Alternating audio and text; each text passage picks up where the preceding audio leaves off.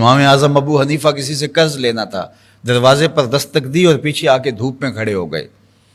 تو کسی نے کہا حضرت چل چلاتی ہوئی دھوپ ہے اور یہ سایہ یہ دیوار ہے، اس میں کھڑے ہو کے انتظار کیجئے۔ فرمایا صاحب خانہ سے قرض لینا ہے، اور جس سے قرض لینا ہو قرض کے علاوہ اس سے کوئی نفع اٹھانا سود ہوتا ہے، تو میں اس لیے اس کی دیوار کے سائے میں کھڑا نہیں ہو رہا مبادا کے سود نہ ہو جائے۔ تو یہ ان کی احتیاط تھی، اور پھر ان محتاط ہاتھوں سے ہمارے تک دین پہنچا۔ تو اللہ کے جو ولی ہیں وہ ایمان کے بھی اعلیٰ ترین مرتبے پہ فائز المرام ہوتے ہیں، اور وہ اتقاء کے بھی اعلیٰ ترین مرتبے پہ فائز المرام ہوتے ہیں۔ باقی ظاہر ہے جب حضور علیہ السلام کا زمانہ تھا اور حضور کی زمانے کی قربت لوگوں کو میسر تھی، تو اس طرح کے لوگ جو ان اعلیٰ مراتب پر تھے وہ کثرت کے ساتھ پائے جاتے تھے، اور پھر وقت کے ساتھ ساتھ ان میں کمی آتی رہی۔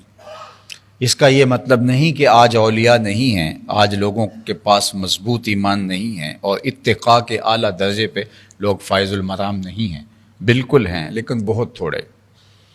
ڈھونڈنے سے ملتے ہیں۔ قرب قیامت کی علامتیں بیان کی گئی ہیں کہ لوگ کہیں گے فلاں بستی میں ایک دیانت دار آدمی رہتا ہے، اور لوگ اسے دیکھنے جائیں گے۔ تو ہمیں جو اولیاء اللہ کی اصطلاح دی گئی ہے، ایک تو یہ ہے کہ ہم اہل اللہ کو تلاش کریں، ان کی قربت میں بیٹھیں، اور دوسری بات کہ ہم خود بھی وہ صفات اپنے اندر پیدا کریں کہ اللہ کے ولی ہم بھی تو بن سکتے ہیں۔ اللہ تعالیٰ نے یہ دروازہ مخصوص لوگوں کے لیے تو نہیں کھولا کہ وہ اس دائرے میں آ سکتے ہیں، عام لوگ نہیں آ سکتے۔ اللہ کا جو بھی بندہ محنت کرے گا، کوشش کرے گا، اپنے رزق کو پاک کرے گا، اپنی زبان کو سچ کا خوگر بنائے گا، اپنے رویوں میں خوبصورتی پیدا کرے گا، لوگوں کے لیے ضرر کا باعث نہیں بنے گا، اپنی زندگی کو مرتب اور منظم کرے گا، اللہ رسول کے بتائے ہوئے طریقے کے مطابق چلے گا، فرائض کی ادائیگی کے بعد نوافل کی کثرت کرے گا، تو اللہ تعالیٰ اس کو یہ نور عطا کرے گا۔ اس کے لیے تو اس نے دروازہ بند نہیں رکھا۔ نبوت کا دروازہ تو بند ہو گیا، لیکن ولایت کا دروازہ بند نہیں ہوا۔ اس لیے مجھے اور آپ کو جہاں اہل اللہ کسی کے بارے میں، وہ واصف علی واصف مرحوم نے کہا تھا کہ کسی کے بارے میں شک بھی ہو کہ اللہ کا قریبی ہے تو اس کے نیڑے ہو جاؤ۔ یقین تو دور کی بات ہے، اگر آپ کو شک بھی پڑے کہ یہ کوئی اللہ کا بندہ ہے تو اس کے قریب ہو جاؤ، تو تمہیں کچھ نہ کچھ برکت مل جائے گی۔ ایک تو جس کے بارے شک بھی پڑے کہ یہ اللہ والا ہے، اور وہ صفات حمیدہ جو اہل اللہ کی ہیں وہ اس شخص میں موجود ہے، تو اس کی قربت اختیار کرنی چاہیے۔ اور دوسرا،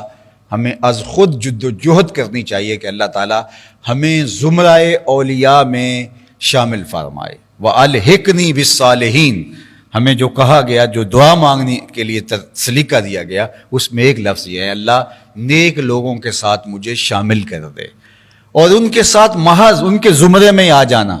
وہ جو 99 قتل کر بیٹھا تھا، اور پھر جب ایک جاہل کے پاس گیا تو اس نے کہا تیری توبہ نہیں، تو پھر اس کو بھی قتل کر دیا، اور 100 اشخاص کا قاتل بنی اسرائیل کا وہ شخص جس کا ذکر صحیح احادیث میں ہے۔ تو پھر وہ کسی کے پاس گیا تو اس نے بتایا نہیں، ایسا نہیں معاملہ جس طرح اس راہب نے کہا، بلکہ فلاں بستی میں اللہ کے کچھ بندے رہتے ہیں، ان کے ساتھ جا کے بیٹھ جا، ان کے وجود کی برکت سے تجھے توبہ نصیب ہوگی اور تیرے گناہ بخشے جائیں گے۔ تو وہ گھر سے چلا، ابھی آدھا رستہ طے نہیں کیا تھا کہ موت واقع ہو گئی، تو فرشتے آ گئے، اور جنت والے کہیں کہ یہ توبہ کے دروازے کی طرف جا رہا تھا، اور جہنم والے کہیں 100 افراد کا قاتل ہے۔ اللہ اکبر۔ پھر اللہ ایک فیصلہ کرنے والا فرشتہ اور بھیجتا ہے کہ جا کے ان کے درمیان جا کے فیصلہ کر، اور فیصلہ اس نے کیا کیا کہ زمین کو ناپ لو، اگر اہل اللہ کی بستی کے یہ زیادہ قریب ہے تو اس کو جنت میں لے جاؤ، اور اگر یہ گناہ والی بستی کے زیادہ قریب ہے تو جہنم میں لے جاؤ۔ اللہ اکبر۔ اللہ کو تو پتہ تھا، لیکن یہ پروٹوکول ہے توبہ کے دروازے پر آنے والے اور اللہ والوں کی بستی کی طرف جانے والوں کا، کہ پھر ایک ایک انچ ناپا گیا، اور کہتے ہیں جب وہ گرا، حدیث پاک میں آتا ہے جب وہ گرا تو وہ بالکل درمیان میں تھا، نہ ادھر تھا نہ ادھر تھا، لیکن جب گرا تو اس کو شوق تھا کہ میں پہنچوں، تو وہ گرتے گرتے اپنی جو ہے وہ چھاتی کے بل اپنے آپ کو تھوڑا سا گھسیٹ کے آگے کر رہا ہے کہ میں پہنچ جاؤں، لیکن نہیں پہنچ پایا۔ تو جب ناپا گیا تو وہی ایک دو بالشت زیادہ اللہ والوں کی بستی کے قریب ہونے کی وجہ سے اس کو جنت عطا کر دی۔ اٹھ فریدا ستیا تے میلہ ویکھن جا، وت کوئی بخشیا مل جاوے تے تمہیں بخشیا جا۔ تو ان لوگوں کی تو سنگت بھی جو ہے وہ اندر کی ستھرائی کی ضامن ہوتی ہے، چہ جائے کہ انسان خود اس زمرے میں شامل ہو جائے۔ اللہ جل شانہ ہم سب کو ایسی پاکیزہ زندگی عطا فرمائے